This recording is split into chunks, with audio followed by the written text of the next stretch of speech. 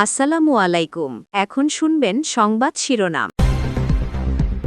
রাজধানীতে ইনকিলাব মঞ্চের মুখপাত্র ওসমান হাদির ওপর সন্ত্রাসীদের গুলিবর্ষণ, ঢাকা মেডিকেলে অস্ত্রোপচারের পর নেওয়া হয়েছে এভারকেয়ারে। ভাইয়ের অবস্থা কি আমরা জানি না, তিনি এখনো সজ্ঞানে নাই। আমরা যতদূর জানি উনি এখন পর্যন্ত সজ্ঞানে নাই। যারা গুলি করছেন আর যারা গুলি করাইছেন কাউকে ছাড়া হবে না। আমরা যখন ওনাকে অ্যাম্বুলেন্সে শিফট করব, এই সময় ওনার নাজোফারেনজিয়াল ব্লিডিং, নাক এবং গলা দিয়ে ব্লিডিং শুরু হয়েছে। হামলাকারীদের দ্রুত আইনের আওতায় আনার নির্দেশ প্রধান উপদেষ্টার। বিএনপি, জামায়াত, এনসিপি সহ বিভিন্ন দলের হামলার নিন্দা, উদ্বেগ।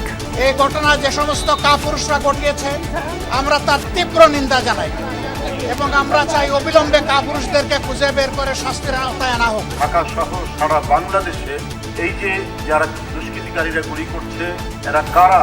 যারা আমরা গণ অভ্যুত্থানে অংশ নিয়েছিলাম, আমাদের গণ অভ্যুত্থানের জুলাই যোদ্ধা, আহত, শহীদ পরিবার, তারা সবাই কিন্তু হুমকির মুখে আছে।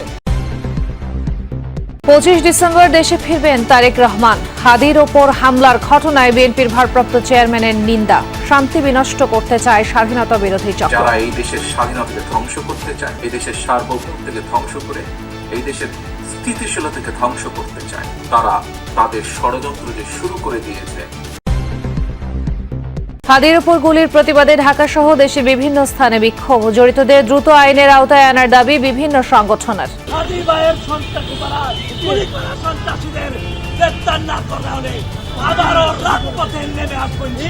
আগামী 12 ঘন্টার মধ্যেই হাদিকে হত্যা উদ্দেশ্যে যারা গুলি করছে তাদেরকে গ্রেফতার করতে হবে। আসসালামু আলাইকুম।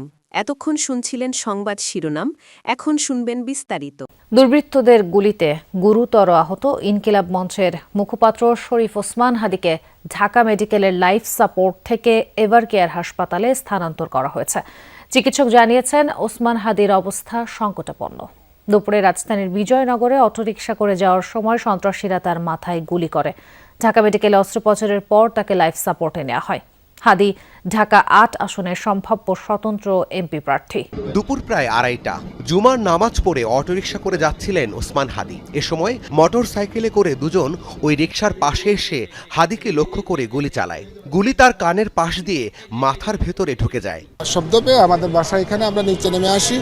আসার পরে আমরা এখানে দেখি একজন লোক গুলিবিদ্ধ, উনি রিস্কায় ছিলেন, দুইজন আরোহী ছিলেন এবং একটা মোটর সাইকেল এখান থেকে গুলি করে চলে গেছে। দুজনকে, একজনের ছিল হেলমেট পরা, আরেকজনের এদিকে একটা দাগ আছে। আমার সন্দেহ হচ্ছে এই বাইক যে গুলি করছে, যে বাইকে ছিল, দুজনের মধ্যে একজন গত শুক্রবারে বাসাতে ছিল এবং কি বাসাতে ওর খুবই আন্তরিকতা ছিল। আমাদের কাছে ফুটেজ আছে। এই জায়গায় গুলি করা হয়েছে, অর্থাৎ এই জায়গায় গুলি করার সাথে তিনি রিক্সাতে পড়ে গেছেন। তার সাথে দুইজন, একজন ছোট সাথী ছিলেন আর একজন বড় মানে মিডিয়াম সাইজের মানুষ ছিলেন সাথে। তখন আমি হাদি ভাইকে তুললাম, তোলার পরে বন্দুকটা আমার দিকে তাকালো যে আমি একজন কেন দৌড়ে গেলাম। তার সাথে থাকা কর্মীরা দ্রুতই তাকে ঢাকা মেডিকেলে নিয়ে যান। সেখানে চিকিৎসকরা তার মাথায় অস্ত্রোপচার করে গুলি বের করেন। তারপর তাকে নেওয়া হয় লাইফ সাপোর্টে। হাদির অবস্থা ক্রিটিক্যাল বলে জানান চিকিৎসক। একটা বুলেট কানের ওপর দিয়ে বাম দিক দিয়ে ঢুকে ডান দিকে বের হয়ে গেছে বুলেটটা। তো এটা মানে ম্যাসিভ ব্রেন ইনজুরি বলতে যা বোঝায় সেটাই। এবং ব্রেন স্টিম, মগজের যে কাণ্ড, সেই কাণ্ডের পাশ দিয়ে বুলেটটা বের হয়ে গেছে, কাণ্ডেরও ইনজুরি হয়েছে। এখন ওনাকে কৃত্রিম শ্বাস প্রশ্বাসের মাধ্যমে ওনাকে আমরা বাঁচিয়ে রাখছি। তবে আসার কথা যেটা, যে সাইন অফ লাইফ যেটা বলে, জীবনের চিহ্ন, এটা ওনার ভেতরে এখনো আছে। ওসমান হাদির ওপর হামলাকারীদের দ্রুত আইনের আওতায় আনতে নির্দেশ দিয়েছেন প্রধান উপদেষ্টা ডক্টর মোহাম্মদ ইউনূস। রাজধানীর বিজয়নগর এলাকায় ইনকিলাব মঞ্চের মুখপাত্র ও ঢাকা ৮ আসনের সম্ভাব্য স্বতন্ত্র প্রার্থী শরীফ ওসমান হাদি দুর্বৃত্তদের গুলিতে গুরুতর আহত হওয়ার ঘটনায় গভীর উদ্বেগ প্রকাশ করেন তিনি। ওসমান হাদির চিকিৎসায় সর্বোচ্চ সহায়তার আশ্বাস দেন প্রধান উপদেষ্টা। বিকেলে এক বিবৃতিতে প্রধান উপদেষ্টা বলেন, নির্বাচনী পরিবেশে এমন সহিংস হামলা একেবারেই অগ্রহণযোগ্য এবং দেশের শান্তিপূর্ণ রাজনৈতিক অঙ্গনের জন্য অত্যন্ত দুঃখজনক ঘটনা। আহত ওসমান হাদির সর্বোচ্চ চিকিৎসা নিশ্চিত করতে সংশ্লিষ্টদের প্রয়োজনীয় সব ব্যবস্থা গ্রহণের নির্দেশ দেন তিনি। এছাড়া চিকিৎসা কার্যক্রম নিবিড়ভাবে তদারকি করার জন্য স্বাস্থ্য মন্ত্রণালয়কে প্রয়োজনীয় দিক নির্দেশনাও দেওয়া হয়েছে। একই সঙ্গে প্রধান উপদেষ্টা আইন শৃঙ্খলা রক্ষাকারী বাহিনীকে দ্রুত ও ব্যাপক তদন্ত চালিয়ে হামলায় জড়িত সবাইকে শনাক্ত করে আইনের আওতায় আনার কঠোর নির্দেশ দিয়েছেন। ওসমান হাদির ওপর হামলার ঘটনায় উদ্বেগ ও নিন্দা জানিয়েছে বিএনপি, জামায়াত, এনসিপি সহ বিভিন্ন রাজনৈতিক দল ও সংগঠন। হাদির অবস্থা জানতে তাৎক্ষণিকভাবে ঢাকা মেডিকেলে ছুটে যান অনেক নেতা। বিবৃতি ও ফেসবুক পোস্টে নিন্দার পাশাপাশি দোষীদের দ্রুত গ্রেফতার ও বিচারের আওতায় আনার দাবি জানিয়েছেন তারা। এই ঘটনার প্রতিবাদে কাল সারা দেশে বিক্ষোভ কর্মসূচি দিয়েছে বিএনপি। জাতীয় নির্বাচনের তফসিল ঘোষণার একদিনের মাথায় একজন প্রার্থীর ওপর হামলা, এমন ঘটনায় নিন্দা জানিয়েছে বিএনপি। দলটির মহাসচিব মির্জা ফখরুল ইসলাম আলমগীর বলেছেন, ওসমান হাদিকে গুলির ঘটনা নির্বাচন বানচালের অশনি সংকেত। চট্টগ্রামে বিএনপির প্রার্থী এরশাদুল্লাহ এবং ঢাকায় হাদিকে গুলির ঘটনায় নির্বাচন বিরোধী অপশক্তি আবারও চক্রান্ত শুরু করেছে বলে অভিযোগ করেন তিনি। অবিলম্বে প্রকৃত দোষীদের আইনের আওতায় আনার আহ্বান জানান বিএনপি মহাসচিব। এ ঘটনায় আগামীকাল সারা দেশে বিক্ষোভ কর্মসূচি পালন করবে বিএনপি।